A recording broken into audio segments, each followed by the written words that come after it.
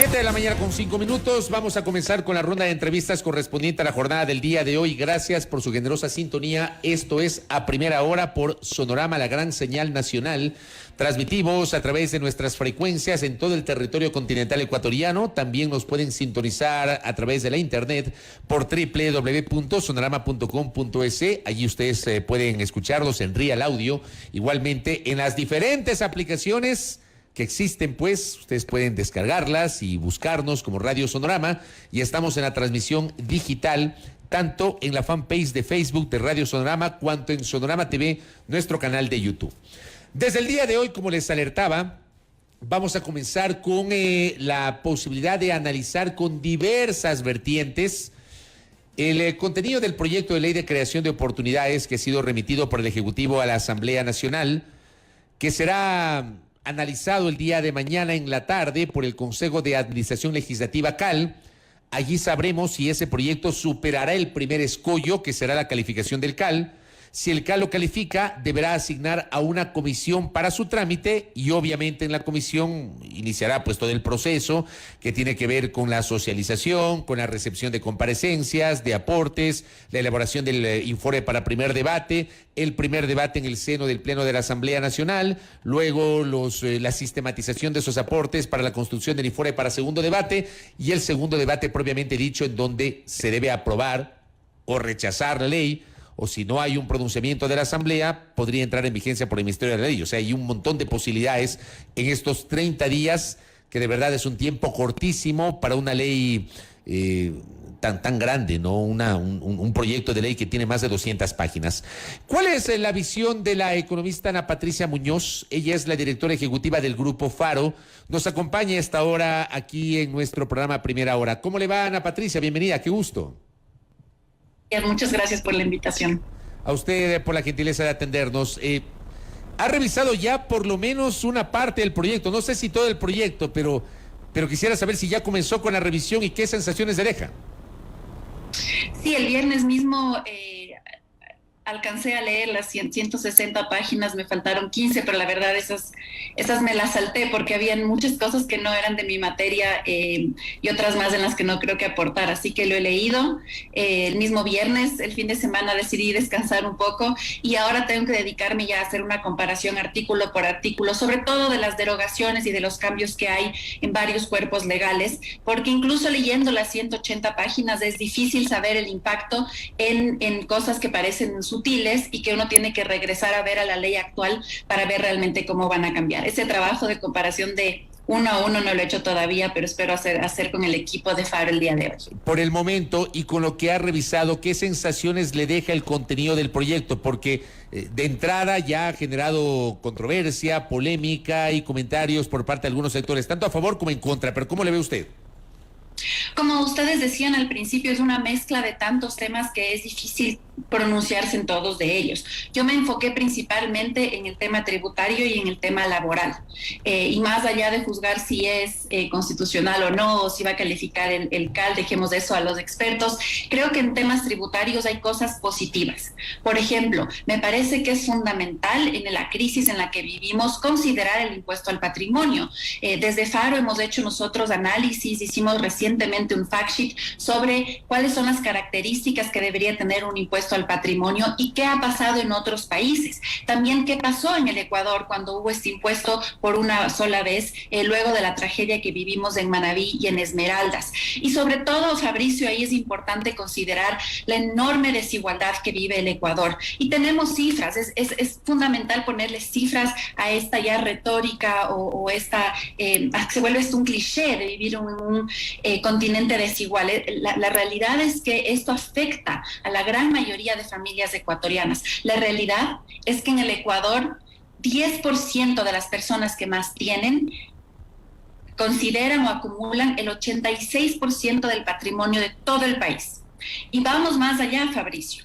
Si nosotros en el Ecuador tuviéramos una población de 100, el 1%, es decir, una persona, tendría el 69% de todo el patrimonio del Ecuador. Es decir, las inequidades, las desigualdades son reales y me parece que un impuesto al patrimonio a quienes más tienen, en este caso más de $500,000 por individuo, es lo adecuado. Correcto, economista, buenos días. En efecto, uno de los ejes de este proyecto de ley urgente en materia económica tiene que ver con la simplificación tributaria, y un poco me gustaría concentrarnos en este punto, porque lo que ha manifestado el presidente de la República es que se eliminan impuestos que no tienen sentido y que dificultan la vida de los ciudadanos. Ha citado, por ejemplo, los impuestos a productos como mascarillas, alcohol, gel antibacterial, pañales, demás, que hasta cierto punto en esta coyuntura podría sonar quizá un poco... Lógico. No. Lógico, pero no sé si populista hasta cierto punto, en cierta medida. ¿Qué impacto podría tener aquello? Esa es una buena pregunta. ¿Cuál es el costo-beneficio y el impacto fiscal? Me parece que ya hay ciertos productos que en lo que evolucionan los tiempos se vuelven productos de primera necesidad, y en ese sentido el Ecuador no ha grabado los productos de primera necesidad con el IVA, y sí hay que ponerse al día con esta lista. Me parece adecuado. Creo que varios de los ítems que están ahí donde se elimina el IVA me parece algo positivo, que de todas formas ayudan a las familias y en términos de recaudación me imagino yo no va a ser muy significativo. Entonces, esa es una medida positiva. Hay otros impuestos que se eliminan con la misma narrativa, que me parece están en otra categoría completamente diferente. Por ejemplo, eliminar el impuesto a la herencia realmente beneficia a muy pocas personas. De hecho, la base para ese impuesto es $72,000 por persona. Es decir, si hay una herencia, se la divide entre los hijos, esa es la base. Y eliminarlo realmente no creo que facilita la vida de la gran mayoría de ecuatorianos. Es verdad que la recaudación está alrededor del 35 millones de dólares, ¿no? Son montos muy altos cuando tenemos déficits de cerca de 5,000 millones. Sin embargo, creo que el Ecuador tiene que tener una política tributaria coherente, donde los que más tienen que contribuir. Y ahí es que sí, el impuesto al patrimonio, que en esta ocasión es temporal, por 2 años, esto va a expirar en algún momento. ¿Qué va a pasar después? La experiencia internacional indica que se debe tener un sistema sólido con lo uno o con lo otro. Es decir, si tenemos ya un impuesto a la herencia fortalecido, que recauda bien, que es eficiente, y además un impuesto a la ganancia de capitales que está bien hecho, entonces en el futuro, digamos, un impuesto al patrimonio no es necesario. Y al revés, si no tenemos esto, entonces ¿qué va a pasar con lo otro? Y termino diciendo algo que tal vez parezca obvio, pero es que tenemos que hablar de desigualdades no solo en términos de ingreso, sino también en términos de riqueza. Es decir, esta acumulación que sucede en el tiempo, que hace que las brechas sigan aumentando, se multipliquen e incrementen exponencialmente, y eso es algo a lo que las sociedades le tenemos que poner atención. Hay una postura del asambleísta socialcristiano Esteban Torres este fin de semana que me llamó la atención y que se la quiero trasladar a nuestra invitada, la economista Ana Patricia Muñoz, directora ejecutiva del Grupo Faro, que está conversando con nosotros. Decía Esteban Torres: patrimonio no es igual a liquidez. Usted puede tener un terreno, un local comercial o incluso un negocio y no tener liquidez, o sea, dinero contante y sonante. O sea, tiene los bienes, que es parte de su patrimonio, pero no tiene dinero contante y sonante. Y lo que tenga, dice, seguro es para invertir en el mismo negocio y permanecer a flote.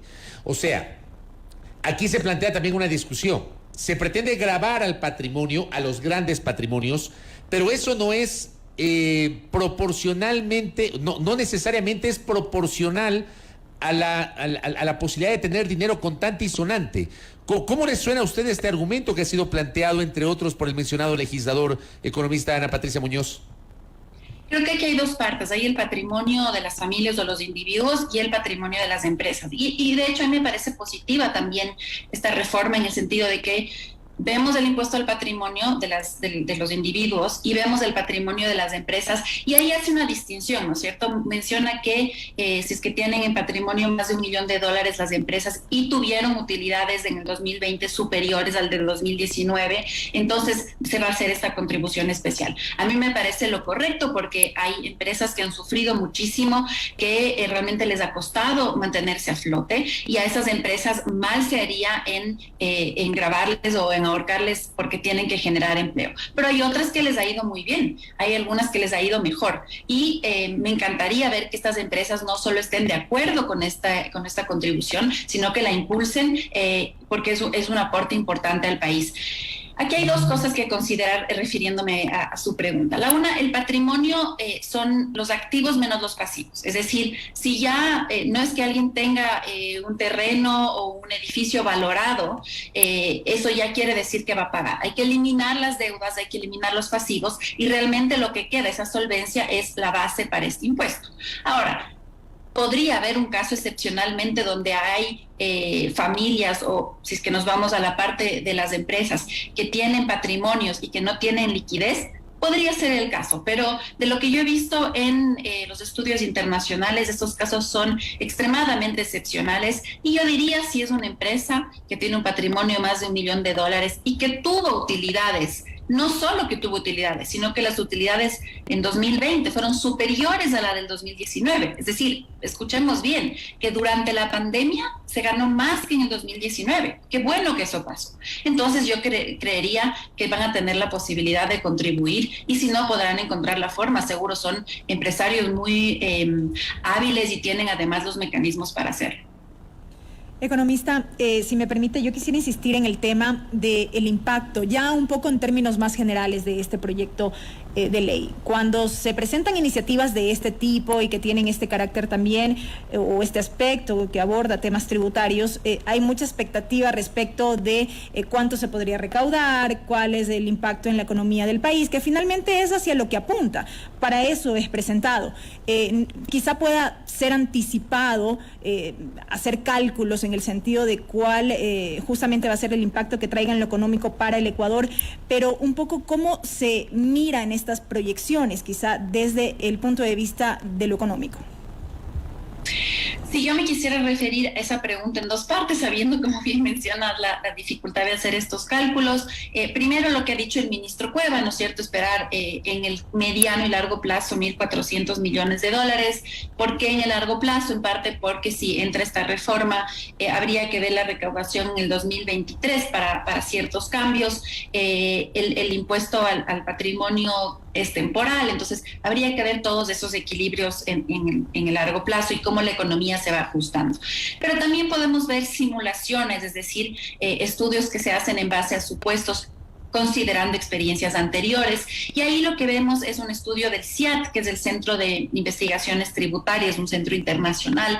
En base a lo que sucedió en el Ecuador luego del terremoto, se recaudó $200 millones entonces, que era un impuesto del 0,1% a patrimonios de más de $1 millón.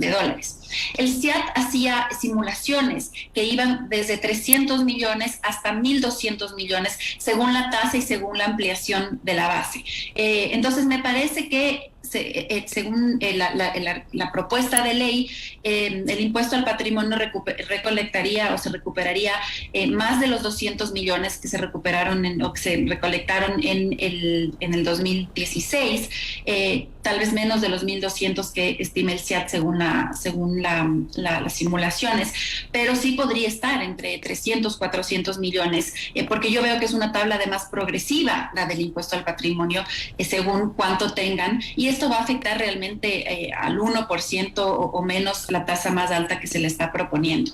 Ahí también mencionar, desde Faro hemos estado haciendo análisis ya por 3 años sobre los gastos tributarios, hemos venido hablando de esto por mucho tiempo, que son los montos que deja de recibir el Estado, el gobierno, por las deducciones, exoneraciones, excepciones que se hagan, y que representa 5.600 millones de dólares al año. Esto no necesariamente es malo, pero se necesita transparentar. Y ahí nosotros decimos una lista, solo para terminar y ejemplificar, de estos beneficios, si se quieren, que implican un peso en la recaudación.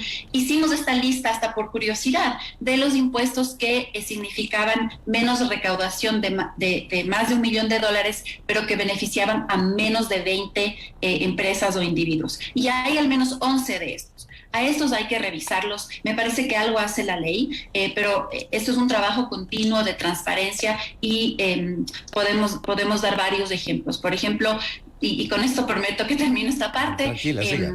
Hay un impuesto, me parece que es de las zonas francas. Ese tiene, me parece, ahora 10 beneficiarios y significa cerca de 110 millones de dólares, tiene exactamente 11 beneficiarios y significa una pérdida de 124 millones de dólares. Esta ley promueve más zonas francas y yo tengo ahí un gran signo de interrogación. Nuevamente puede ser que sea algo bueno, pero ¿cuántos empleos se están generando ahí para que se beneficie solo a 11 y se pierda 124? Si se crean miles de empleos, qué bueno, pero si no, tenemos que estar atentos a lo que está pasando. Hay una pregunta que me piden que le haga a nuestra invitada, la economista Ana Patricia Muñoz. ¿Qué pasa con el impuesto a la renta para las personas naturales? ¿Cómo ve usted el cambio en la tabla y la eliminación de ciertas deducciones de gastos personales? Que creo que ese es también un tema que nos preocupa a las personas naturales. ¿Cómo queda el tema del impuesto a la renta y las deducciones de gastos personales, economista? Sí, los gastos personales en términos de pérdidas para la tributación fueron subiendo del 1.8, significaban hace 8 años más o menos 1.8 de la recaudación. Ahora significan cerca del 4% de la recaudación. Son más o menos al 2019, que es la última, lastimosamente la última fecha, 470 millones de dólares que se dejan de percibir por gastos personales. Y aquí la pregunta es, ¿a quién realmente benefician estos gastos personales? Y nosotros vimos en un pedido de información que hizo Faro al SRI que el 85% de este beneficio, si se quiere, de la deducción de gastos personales, beneficiaba al 10% con más ingresos de la población. En ese entonces, con ese pedido de información, efectivamente vimos que ese 10% iba desde 1.500 hasta $1 millón mensuales. Entonces, hay una gran diferencia incluso en el 10% que más gana. Pero en principio, a mí me parece que sí se debe reformar y no tener este gran hueco por los gastos personales, porque no necesariamente están llegando a quienes más necesitan. Pero ahí, por ejemplo, en ese sentido, permítame interrumpirle, porque ahí me pongo a reflexionar. Si la memoria no me es infiel, la Asamblea Constituyente de Montecristi en diciembre del 2007 aprobó una gran reforma tributaria que entró en vigencia desde el 1 de enero del 2008 y allí se aplicó por primera vez el concepto de la deducción de gastos personales. O sea, a priori, tal vez desde el análisis muy simplista, uno podría pensar que este camino que comenzó hace varios años, en el año 2008, permitió que mucha gente se formalice, es decir, empieza a pedir facturas, empiece a exigir facturas con el nombre, con el número de cédula, con el número de RUC, empiece a tributar, como que aumentó la cultura tributaria. Yo le pregunto a usted, ¿se logró ese objetivo por un lado? Y por otro lado, las personas naturales que no tienen relación de dependencia e incluso aquellas que tienen relación de dependencia y que están obligadas a declarar impuesto a la renta, ¿se beneficiaron o no de esta alternativa de la deducción de gastos personales, economista?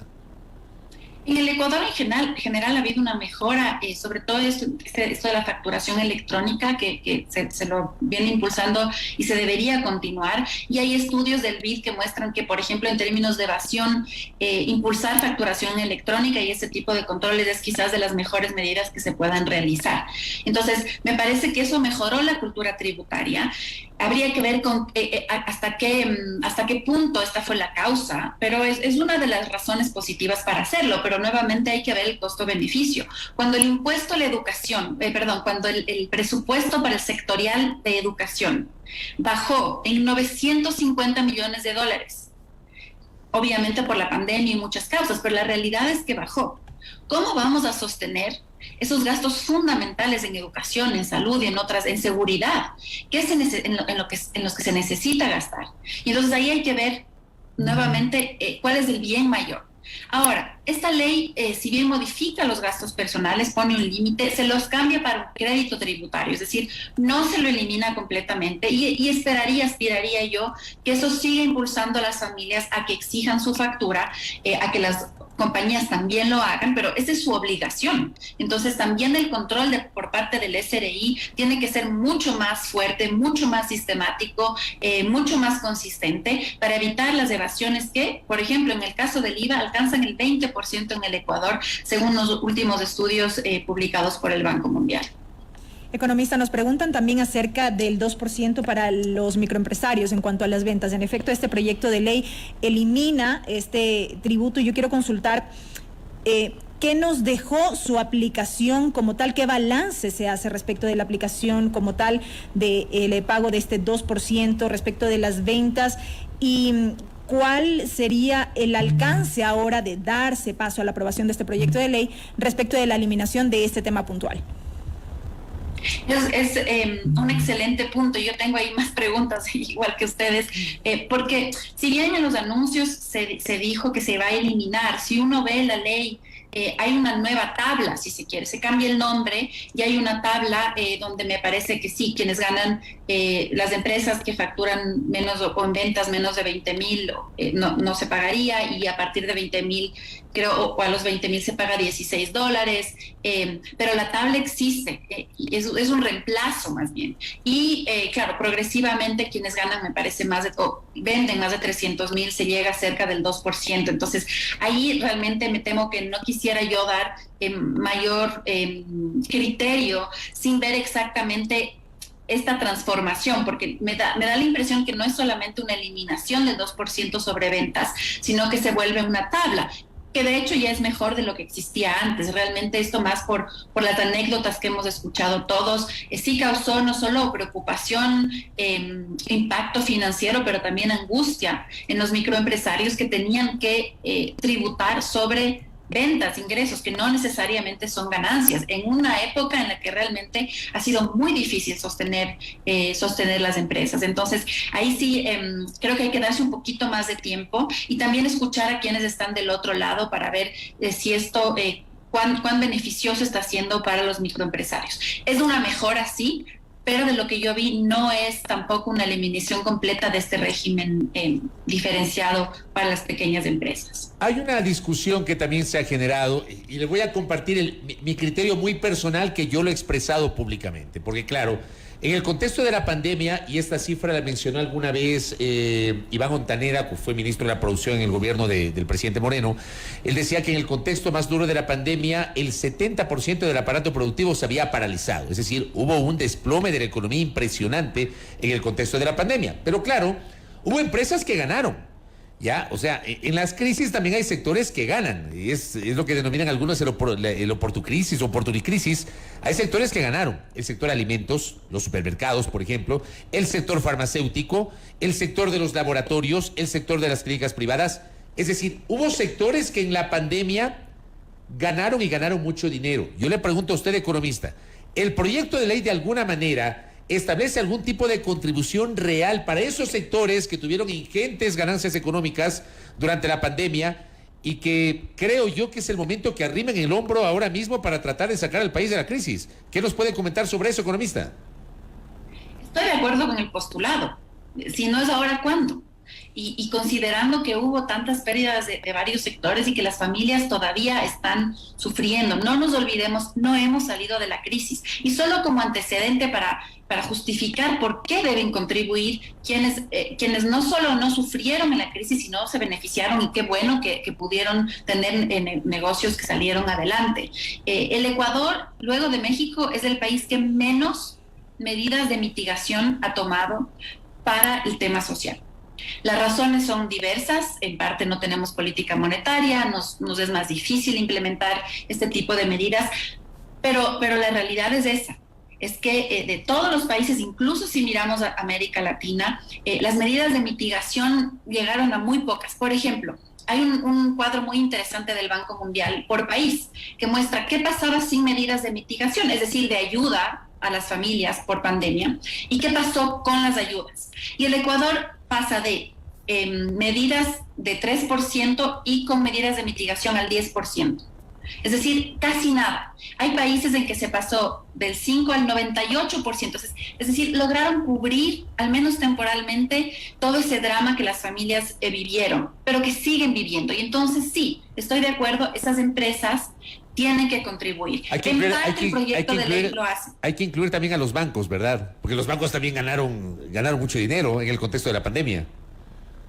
Y yo creo que en parte eso lo hace, habría que ver exactamente ya su aplicación. La única medida, digamos, referente a eso es esa que mencionábamos antes, de que si las empresas tienen patrimonios de más de $1 millón y tuvieron utilidades en el 2020 superiores al 2019, tienen que hacer esta contribución. Y estoy de acuerdo con el principio, hay que ver si es que se puede ir un poquito más allá, también obviamente sin afectar de manera significativa a las empresas, porque queremos que funcionen, queremos que sigan empleando, pero estoy de acuerdo con el principio y creo que el Ecuador debe unirse para que eso suceda. Economista, un poco ya para concluir en un minuto, me gustaría consultarle y volver básicamente al tema central de esta entrevista. Este proyecto de ley, creando oportunidades, ¿es lo que el país necesita? Y pregunto esto porque había generado mucha expectativa el envío de esta iniciativa a la Asamblea Nacional. Durante estos 4 meses muchos había cuestionado también la ausencia de una política económica clara por parte del gobierno nacional. ¿Es lo que el país necesita en este momento, este proyecto de ley? Creo que era importante que el país cuente ya con las luces claras de hacia dónde se va a ir, incluso para que se lo cambie, se lo mejore, se lo discuta. Y eso es bueno. Me parece que sí hubo mucho tiempo en el que estuvimos esperando y especulando todos y todas. Y creo que es bueno tenerlo ahí. Es complicado analizar porque hay tanta mezcla de temas. Creo que en el aspecto tributario hay cosas positivas. Creo que también se abren, por otro lado, otros huecos que habría que analizar que no sean pretexto para aumentar la evasión. Entonces, eso hay que tener muchísimo cuidado porque en 180 páginas es fácil no ver estas, ahí hay que tener atención. Creo que en el aspecto laboral, ese es el que tal vez va a crear más conversaciones, pongámoslo en positivo, y todavía hay cosas que no se ponen. Y por ejemplo, desde FARO hicimos varios análisis sobre las condiciones laborales de los trabajadores en la informalidad, incluidos los trabajadores que trabajan en plataformas de delivery y de transporte, las condiciones en las que están viviendo, y creemos que ahí hay un trabajo gigante que hacer para no ser muy restrictivos, pero sí brindar condiciones que no sean precarias para estos trabajadores. Eso todavía está ausente. Entonces, como para resumir, creo que es bueno que esté ahí para que conversemos en concreto sobre lo que está. Creo que todos deben tomárselo muy serio, sobre todo en la Asamblea Nacional, y discutir y mejorar, y que todo sea por el progreso del país, y en resumen, que quienes más tengan y más puedan, más contribuyan, y que la política pública social se fortalezca. Economista, valoramos la gentileza de sus aportes esta mañana para el debate público. Gracias, que tenga un buen día. Muchísimas gracias, una buena semana. Muy gentil, igualmente para usted, Ana Patricia Muñoz, directora ejecutiva del Grupo Faro. Aquí en A Primera Hora, con ella justamente hemos comenzado la ronda de entrevistas que vamos a tener a lo largo de todos estos días respecto del contenido del proyecto de ley de urgencia en materia económica remitido por el Ejecutivo a la Asamblea Nacional. 7 de la mañana con 32 minutos en A Primera Hora por Sonorama, la gran señal nacional.